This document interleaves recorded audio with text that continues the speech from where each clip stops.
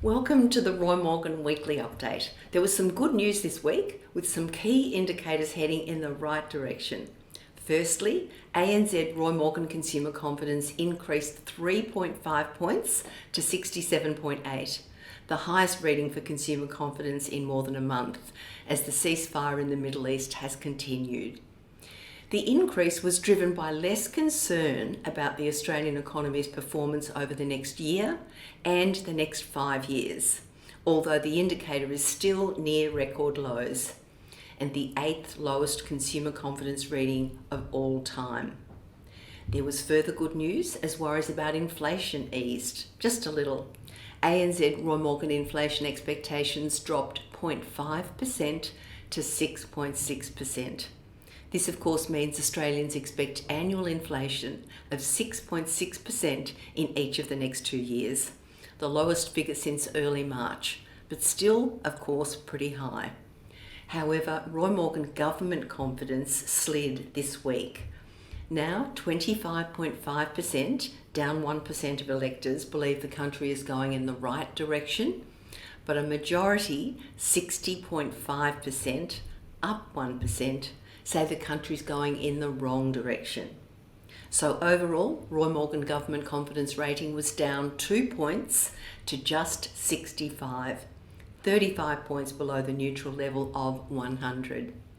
Now to the Roy Morgan poll, which shows the ALP maintaining their lead and the Coalition and One Nation level on support. ALP primary support was 30%, LNP Coalition 22.5%, the Liberals were 19% and Nationals 3.5%, and One Nation up 1% to 22.5%. The Greens on 14% and Independents and other parties were on 11%. The federal two-party preferred result tightened slightly this week, with the ALP 54.5%, down 1%, ahead of the Coalition 45.5%, based on how electors said they'd vote. Now, this movement's not surprising, as the preferences of One Nation voters tend to flow to the LNP coalition. If a federal election were held now, the ALP would be returned to government with a large majority, according to interviewing conducted from April 20 to 26 this year, with a representative Australia-wide cross-section of 1,587 electors. Turning now to Victoria, which faces a state election later this year.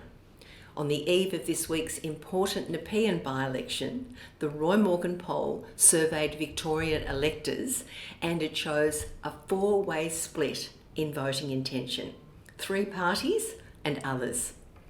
The governing ALP on 25.5% is now just ahead of One Nation, 24.5%, and the LNP coalition, 24%, with a further 26% supporting other parties and independents.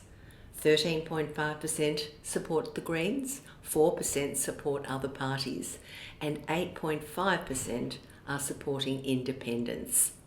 This survey was conducted from April 22 to 24, with a representative Victoria-wide cross-section of 1,707 electors.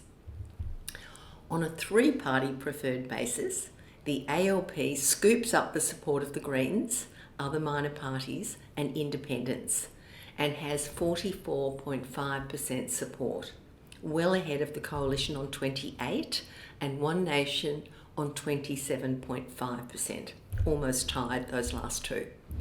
Perhaps though most importantly, on a 2-party preferred basis, the ALP has narrow leads over both the Coalition, 51 compared to 49%, and over One Nation, with 53.5% Labor to 46.5% One Nation. A look at the demographic results here is really interesting. The ALP leads in Melbourne by a large margin and has a big lead amongst women and those aged under 50. In contrast, both the Coalition and One Nation lead by a large margin in country Victoria and both lead among men. The overall takeout of this poll is a pretty confused picture.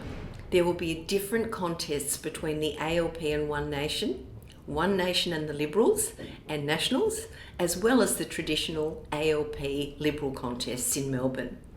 And these contests will play out on a seat-by-seat basis, as we saw in the recent South Australian election. The second and third preference decisions of voters will be more important than ever in determining the result of this year's Victorian state election. Now, there's a current example of this in the Eastern Victoria region, which includes the electorate of Nepean, voting this week. The two-party preferred result in Eastern Victoria between the Coalition, 50.5%, and One Nation, 49.5%, is close, very close, suggesting a long night of counting this Saturday. On the question of who would make the better Premier, Opposition leader Jess Wilson is preferred by a majority of 53% of Victorian electors compared to Jacinta Allen on 42%. And Wilson's support is strongest among men, but she also leads amongst women in Melbourne and country Victoria, and all 4 age groups. So what's worrying Victorians about the next state government? Respondents were asked to air their concerns about a potential coalition government led by Jess Wilson or a re-elected ALP government led by Jacinta Allen. The key themes to emerge in relation to a potential coalition government are a lack of clarity and vision for Victoria from the coalition. That was mentioned by 45% of people. The inexperience of Liberal leader Jess Wilson and her front bench team, 35%, the internal division and instability on display in recent weeks, 30%, and the fear that a coalition government will cut services and pursue an unashamedly pro-business agenda was of concern to 30% of people, and concerns about the coalition's social policies, another 30%. When it comes to an ALP state government, the key themes that people were worried about were state debt, the budget, and financial mismanagement. And that was mentioned by a majority of 65% of respondents. So the majority of Victorians are very concerned about this. Next, corruption, integrity, and transparency was mentioned by 55% of Victorians as a worry with the re-election of a Labor government. Crime, law and order, 40%. Leadership quality and competence, 35%. And the cost of living, economic pressures and taxation was mentioned by 30%. Now, as predicted, when interest rates increased, the latest Roy Morgan estimates of mortgage stress showed an increase. The increase was 1.9% in March.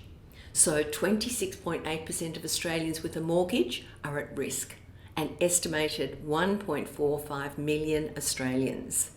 That's 130,000 more than in February. The increase follows the Reserve Bank's decision to increase interest rates in both February and March. So the March increase has not fully played out yet in these figures. The Reserve Bank meets again next week, and if they decide to increase interest rates next week in May and again in June by say 0.25% in each month, mortgage stress is set to rise to 30.9% of mortgage holders, an estimated 1.67 million Australians, more than 219,000 more than we have now in mortgage stress. So looking forward to next week, I'll be back to bring you the latest data for business confidence, consumer confidence, inflation expectations, and the latest voting. Thanks for listening. See you next week.